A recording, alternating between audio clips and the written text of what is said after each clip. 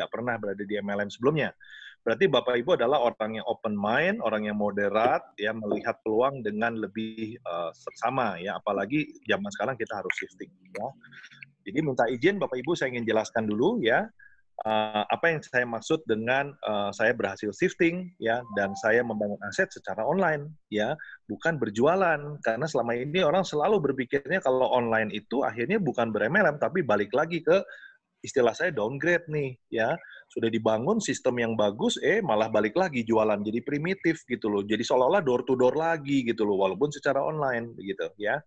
Nah, saya ingin mengajak Bapak Ibu kembali ya, kembali ke fitrahnya, yaitu ayo kita bisa loh bangun aset di bisnis ini ya, bukan sekedar jualan. Nanti di dalamnya ketika kita mensponsori orang, ada yang senang jualan ya nggak masalah. Ya tidak ada yang salah dengan berjualan ya, karena nanti statistiknya seperti ini Bapak Ibu. Nah, ini dia statistiknya nanti ketika kita sudah membangun jaringan, nggak mungkin semuanya semua jadi leader, nggak mungkin ya. Sebuah perusahaan juga butuh manajer, butuh supervisor, butuh direksi cuma satu gitu kan, atau dua gitu kan.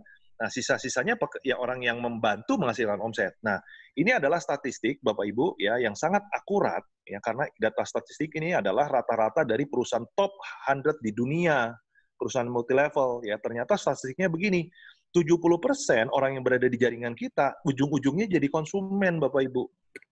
Ya, sorry, lebih tepatnya jadi user, ya, jadi pengguna. Ya, itu sebabnya saya perlu jelaskan company saya, ya, dalam artian apa? Ini semua mengakomodir. Karena pada akhirnya saya menyadari bahwa perusahaan kalau ingin kuat, kita harus bergabung ke perusahaan yang mengikuti statistik ini. Ya, bisa punya percepatan di dalam merekrut, ya, untuk mencari orang yang bagus, ya. Tetapi ketika orang itu sudah bergabung, orang itu bisa menjadi konsumer yang setia, menjadi user yang setia. Ini kombinasi yang penting ini. Yang seringkali ada perusahaan yang barangnya bagus, tapi plan-nya tidak mengarahkan untuk user. Nah, apalagi akhir-akhir ini, ya maaf nih, terutama perusahaan yang lokal, ya, itu kebanyakan fokusnya bukan, dia tidak perhatikan 70%, yang penting orang baru. Ya nanti perusahaan berapa tahun, gimana nantilah, walau alam, pokoknya jalan dulu deh.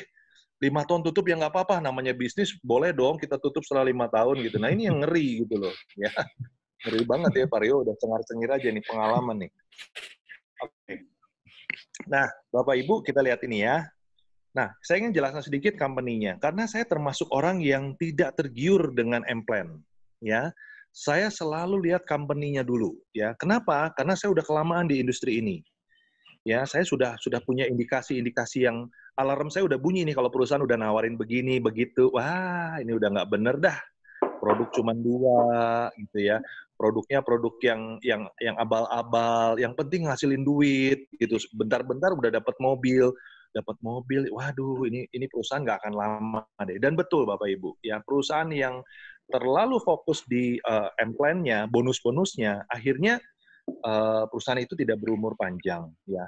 Nah, semoga Bapak Ibu sevisi dengan saya ya. Nah, kalau Bapak Ibu tidak sevisi tentunya tidak cocok dengan apa yang saya sampaikan malam hari ini ya. Nah, sekarang saya ingin minta izin untuk jelaskan kenapa saya pilih company ini ya. Pertama, perusahaan ini sudah 26 tahun Bapak Ibu. Ya, sudah seperempat abad. Jadi sudah terbukti ya. Perusahaan ini sudah punya cabang di 46 cabang, tepatnya di lebih dari 40 negara di dunia.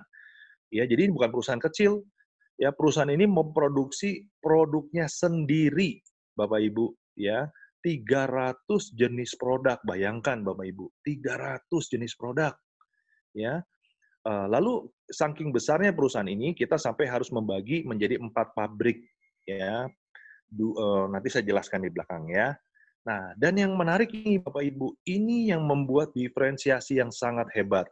31 tahun saya berada di industri network marketing, belum pernah saya ketemu pemilik perusahaannya adalah seorang ilmuwan dan wanita. Ya, rupanya dipimpin wanita ini penuh welas asih. Perusahaan ini punya toleransi yang luar biasa, ya. Nah, ini yang menarik ya. Oh, nanti saya nggak akan jelaskan banyak-banyak. Nanti Bapak Ibu bisa cari informasinya lebih jauh. Bapak Ibu bisa saya kasih infonya dalam bentuk PDF, video dan lain-lain. Poinnya yang ingin saya sampaikan di sini, ini seorang pemimpin yang ilmuwan. Ya, dia seorang ilmuwan sejati. Bapak Ibu untuk lebih mudahnya boleh di screenshot ya, di screenshot aja. Jadi nanti bisa dibaca perlahan-lahan ya. Ini luar biasa ya, double profesor, PhD, waduh macam-macam dah ya. Nah, jadi ini yang menarik Bapak Ibu, perusahaan ini sangat fokus kepada kualitas produk dan terus meriset produk-produk yang terbaik.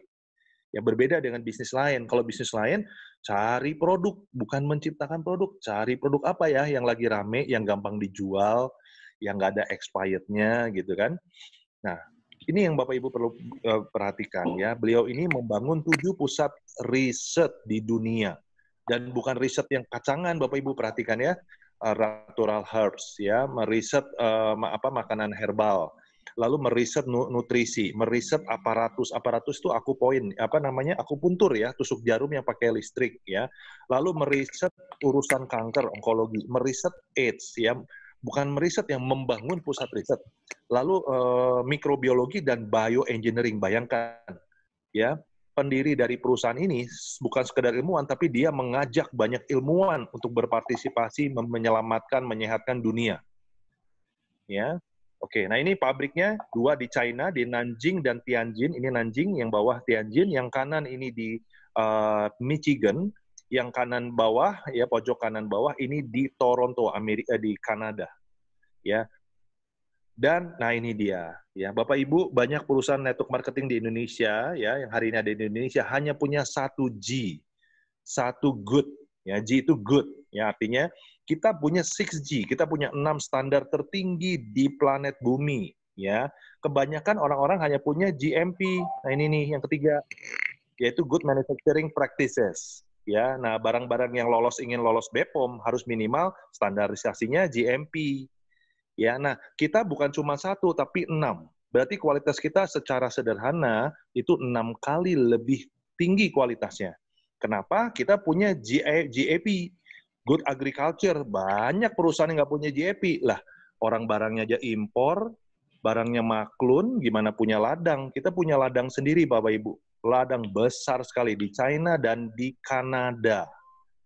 Ya, di Kanada. Jadi yang di China ini untuk urusan produk-produk atau bahan-bahan dari bijinya ya, dari benih sampai jadi, sampai di riset, di ekstrak ya. Yang ketimuran, produk-produk ketimuran ya. Yang kanan adalah produk-produk yang berbasis blueberry. Ya, nanti saya akan jelaskan sedikit aja apa itu blueberry ya. Lalu good extracting. Nah, kita punya ekstraksi yang terbaik. Orang sering bilang nano. Oh, kita nano digabungkan dengan yang lain. Ya, kita punya ekstraksi yang terhebat ya. Kalaupun ada yang lebih hebat dari kita, nggak ada yang lebih hebat dari kita. Minimal sama dengan kita, karena kita sudah standar yang tertinggi. Ya. Lalu lab-nya juga. Nah ini yang menarik nih, good clinical practices. Jadi produk kita ini sudah dicoba, dibuktikan bisa menggantikan obat. Padahal produk kita bukan obat, tapi nutrisi. Tetapi karena nutrisi kita ini bercampur dengan budaya timur yang sudah 5.000 tahun, akhirnya dia punya kemampuan menyembuhkan dan sudah dibuktikan ya. Lalu standar juga dalam urusan delivery produk dan penataan produk ya. Jadi produk kita ini selalu berkualitas, terjaga sekali ya. Jauh dari expired ya kalau barangnya datang ya. Oke, nah ini bukti-bukti standarisasinya. Kita bukan GMP standar produksinya, tapi sudah FDA approval. Ya, bukan dalam skala produk, tapi dalam skala manufacturing-nya. Bayangkan. Ya. Ini nggak main-main ini. Kita sudah belasan tahun standarisasinya adalah FDA, ya, Food Drug Administration, ya, standar tertinggi di dunia, ya, yang dimiliki oleh Amerika. Lalu HACCP, ya. Dan ini produk kita saking banyaknya dibagi menjadi 8 seri. Ya, Bapak Ibu nanti boleh screenshot sebentar supaya ada gambaran ya. Oke. Nah, saya kalau bicara produk 300 nggak selesai-selesai malam hari ini ya, dan Indonesia baru masuk 50 jenis saja ya, nggak semuanya masuk. Nah, saya ingin highlight satu produk yaitu namanya blueberry Bapak Ibu. Nah, singkatnya beginilah. Blueberry ini satu buah yang sangat luar biasa. Ini mencengangkan dunia medis ya, dunia nutrisi. Bahkan hingga hari ini tidak habis-habis ditemukan keajaiban dari blueberry konsentrat ini ya, blueberry ini ya. Nah, bahkan pendiri dari perusahaan ini